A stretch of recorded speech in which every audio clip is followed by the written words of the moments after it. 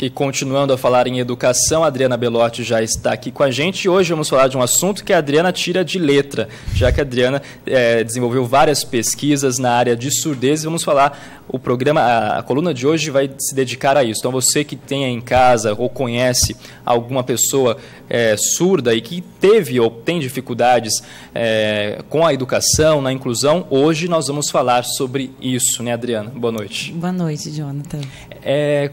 Eu vi um dado, daqui a pouco a gente vai ver uma matéria de um congresso que está acontecendo no Rio de Janeiro, que discute justamente essa questão da inclusão da surdez. Agora, eu vi um dado, eu queria até que você me atualizasse, se você tiver esse número, de que hoje nós temos no Brasil 2 milhões de pessoas com deficiência auditiva severa. É nessa faixa mesmo, Adriana? É isso mesmo, Jonathan. É mais ou menos esse número, sim. E a deficiência auditiva severa é aquela em que ouve-se muito pouco, né? Isso, a gente tem os graus de deficiência auditiva, né? Deficiente auditivo é aquele que ainda tem um resíduo e consegue, com a ajuda do aparelho de amplificação sonora, ouvir algum som do ambiente, e nós temos a surdez de grau profundo, que é a pessoa considerada surda, né? Que ela tem uma deficiência de surdez acima de 90 decibéis. Então, a pessoa que não ouve nada, ela tem uma surdez de grau profundo. Tá certo. Vamos ver agora essa reportagem, então, de que o acesso à educação é o tema do 13º Congresso Internacional de Surdos, que acontece no Rio de Janeiro. O Congresso reúne representantes de instituições que trabalham com a educação de surdos no Brasil e no mundo. Alan é presidente da Universidade de Gallaudet, em Washington, nos Estados Unidos, a única do mundo com todos os cursos desenvolvidos para surdos. Ele afirma que um dos maiores desafios para o surdo é se tornar bilíngue. Para que isso aconteça, é preciso que a pessoa domine a língua dos sinais, que é diferente em cada país, e a língua escrita oficial de onde vive. 95% dos surdos nascem em famílias de ouvintes e geralmente chegam em idade escolar, nas escolas, com 5, 6 anos, e chegam lá sem língua. Então seria um atraso de aquisição de linguagem muito grande. Então eles vão ter que aprender o português, no que uma criança ouvinte já teria uma língua. Esses surdos chegam sem língua pra gente, então a gente tem que ensinar uma língua para depois sim a gente ter que introduzir uma segunda língua. De acordo com a Federação Mundial de Surdos, cerca de 70 milhões de pessoas são diagnosticados com algum tipo de deficiência auditiva. Desse total, 17% têm acesso à educação e apenas 3% são bilíngues. A falta de escolas especializadas é um desafio. Para conseguir estudar, Nelson teve que pagar o intérprete. Hoje é mestre em Libras, a língua oficial dos surdos no Brasil. Ele diz que estudar é fácil. A maior dificuldade está na sociedade que não conhece a cultura surda. No Brasil, 2 cursos superiores são pioneiros no ensino para surdos: o de Letras Libras da Universidade Federal de Santa Catarina e o de Pedagogia do INES, o Instituto Nacional de Educação de Surdos, que fica no Rio. Nós temos um déficit muito grande na formação de professores para trabalharem com as pessoas surdas. O INES hoje está com um projeto já para ser implementado desse curso bilíngue de pedagogia à distância. São 10 polos no Brasil inteiro para promover a capacitação de professores para atuarem na educação de surdos.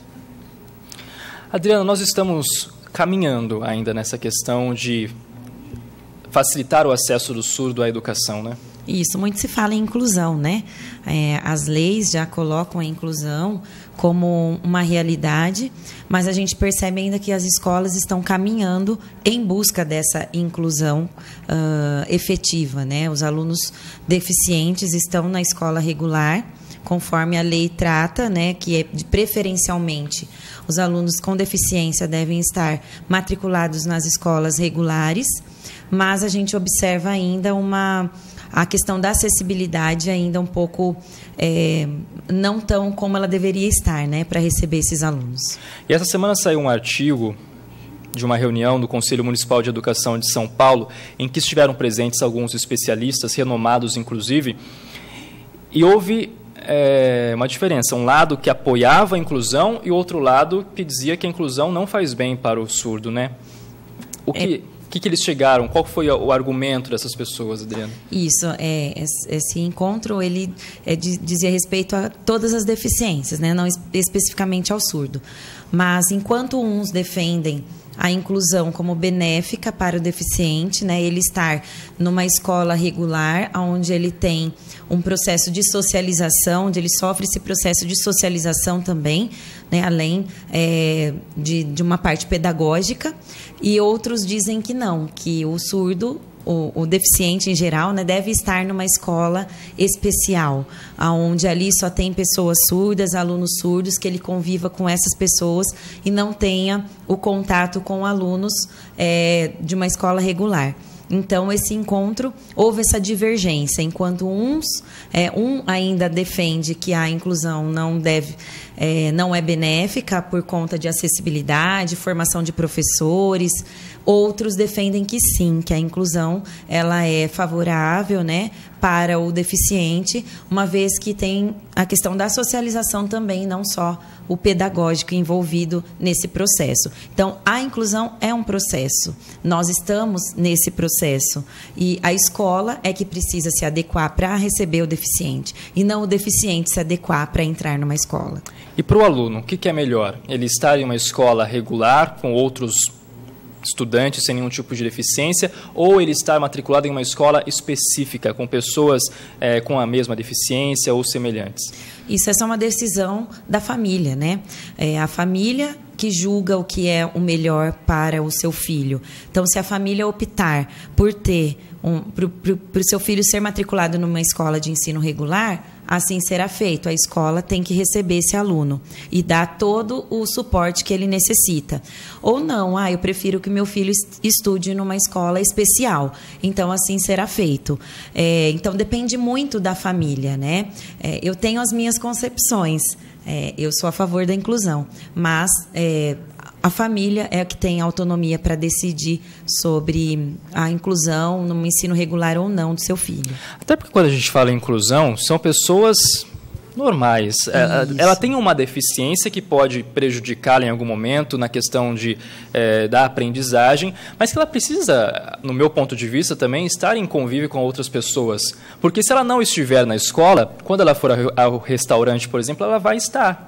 E parece que a gente está querendo separá-las de um mundo em que ela está e tentando ajudá-las num certo momento. Mas a inclusão parece, de fato, o melhor caminho, né, Adriana? Há uma diferença, né? A diferença entre nós e eles existe como existe entre nós e outras pessoas que não têm nenhuma deficiência, né? Então, a diferença a gente tem que respeitar. E a inclusão respeita essa diferença. É claro que nós precisamos, a escola precisa, então, estar adequada para receber os diferentes graus, os diferentes níveis de deficiência, porque a gente sabe que as deficiências são inúmeras e, às vezes, a pessoa tem uma deficiência muito severa, né, ou a criança uma deficiência severa, não vai se adaptar ao ensino regular. Então, uma outra alternativa para ela existe, né? Então, tudo tem que ser adequado, tudo tem que ser bem pensado e tudo tem que ser muito justo, ajustado para aquele aluno estar no ensino regular. Agora, hoje, por exemplo, um estudante aqui em Araraquara que tenha deficiência auditiva, que more, por exemplo, na Vila Xavier, que é a escola mais próxima à Escola Estadual Dorival Alves. Se nessa escola não tiver nenhum professor com especialização em Libras para poder dar aula para ele, essa escola é obrigada a matricular esse aluno e contratar esse professor, Adriana? Isso. No caso do surdo, ele tem direito a um profissional, né, no ensino público, ao professor interlocutor, que é aquele que vai traduzir, né, da língua portuguesa oral para Libras, para que ele entenda o que está sendo a matéria, né, que está sendo ministrada. Então, ele tem o direito, sim, de ter um profissional que o acompanhe durante as suas aprendizagens em sala de aula, que é o professor interlocutor, o intérprete de Libras. E, na prática, esses estudantes eles conseguem aprender como os outros estudantes que estão na mesma série? Isso. No caso do surdo, a dificuldade que ele apresenta é em relação à língua, né? Por quê? Porque a língua do surdo é a Libras. a língua brasileira de sinais, enquanto a língua do ouvinte é a língua oral, né? Então, ele está inserido num ambiente que é oralista, enquanto ele tem que fazer uso do sinal. Então, a dificuldade do surdo está na relação com a linguagem, com o ambiente, né, que ele está inserido. Por isso, então, que hoje o que a gente luta é pela escola bilíngue, né, uma escola bilíngue para o surdo, onde ele aprenda como primeira língua a língua de sinais e, num segundo momento, a língua portuguesa, a língua do seu país escrita. Então, o surdo apresenta uma dificuldade, né, não generalizando, mas ele tem uma dificuldade com a língua portuguesa e, com isso, né, os conteúdos acadêmicos, pedagógicos que eles têm que adquirir na escola acabam se tornando um pouco mais difícil, porém, com o suporte do intérprete, com o suporte do profissional interlocutor que vai estar junto dele, ele vai ter acessível esses conteúdos. Então, o bilinguismo, né, que hoje se prega e se preza para o surdo é o ensino da língua portuguesa como segunda língua e a Libras como primeira língua. Eu fico pensando no seguinte, quando a criança nasce e aí descobre-se que ela é surda, e esses pais, na maioria das vezes, não são a família de surdos, geralmente, a maioria das vezes não são surdos, né? Isso.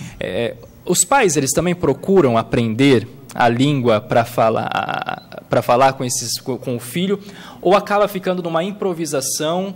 Como é que fica essa questão? Isso, a questão da família é muito importante. Quando o surdo ele é filho de pais ouvintes, geralmente ele tem essa dificuldade com a língua de sinais porque os pais buscam métodos de oralização ou acabam criando gestos caseiros, que não é a língua, que não é a Libras, né? Então, criando gestos caseiros, uma forma de se comunicar com o filho em casa.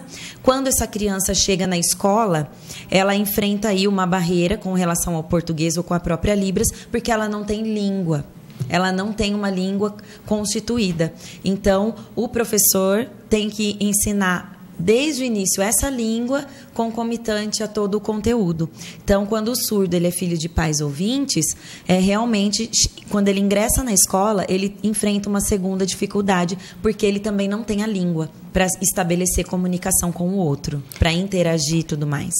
Quem já teve alguma experiência de ter que conversar com uma pessoa que tem deficiência auditiva, chega a ser desesperador você não conseguir conversar com aquela pessoa. A gente fala tanto em procurar aprender outros idiomas, inglês, espanhol, e deixa-se de lado essa questão que também é muito importante. É um exagero da minha parte dizer que poderia ser incluído na escola, na formação escolar das crianças, enfim, a questão de aprendizagem da Libras?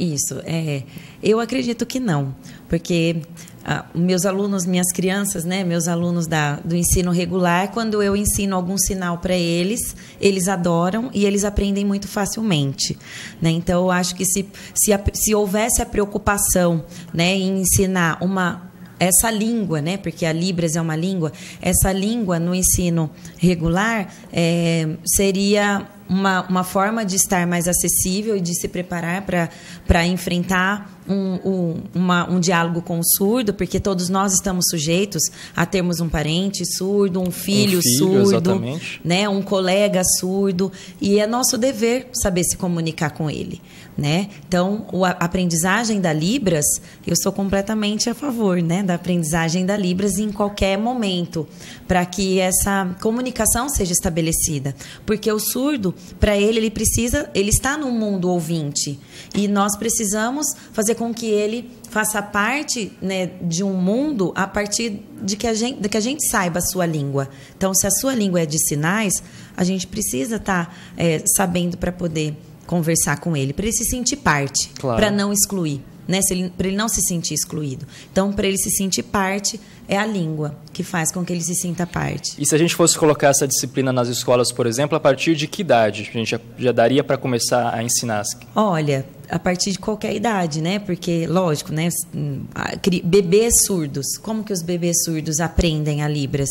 porque tem os seus pais surdos se comunicando por meio de sinais, né? Então, na escola, é lógico que não vai ser tão igual como é o caso do surdo, porque o surdo tem o outro surdo ensinando, né? No ensino regular seria um ouvinte ensinando a criança ouvinte também. Mas o básico da língua, crianças pequenas, né, de 4 aninhos já conseguem começar a aprender esses sinais. Olhando para o passado, nós tivemos avanços nessa Sim. questão da inclusão, Adriana? Sim, tivemos avanços, né? Antigamente era o segregacionismo. Os deficientes, eles eram completamente segregados, ficavam à margem da sociedade. Muitos eram mortos, né? Sofriam muito por conta da deficiência. Eles não eram aceitos. E hoje nós percebemos que o deficiente, ele já está em toda parte da sociedade, nas escolas regulares, ele está muito mais próximo de nós de uma maneira muito mais aceitável, coisa que no passado não acontecia. Então, avançamos, precisamos avançar ainda mais. Questões de acessibilidade, de língua, né, de suporte pedagógico, suporte estrutural para receber esse deficiente na escola ou numa cidade, numa sociedade. Mas houveram grandes avanços, sim. Eu acho que a questão das leis também favoreceram muito. Muitas leis de acessibilidade, muitas leis de reconhecimento de língua, por exemplo, são coisas que já avançaram e que hoje nos coloca nesse processo inclusivo que nós estamos vivendo. E que a gente espera que avance cada vez mais e que a inclusão possa existir cada vez mais e que passe a ser uma questão de consciência. Você não precisa refletir sobre ela, que ela seja natural. Aceita, né? mesmo. Aceita, exatamente. Muito obrigado, viu, Adriana? Obrigada, Jonathan. Boa noite. Boa noite.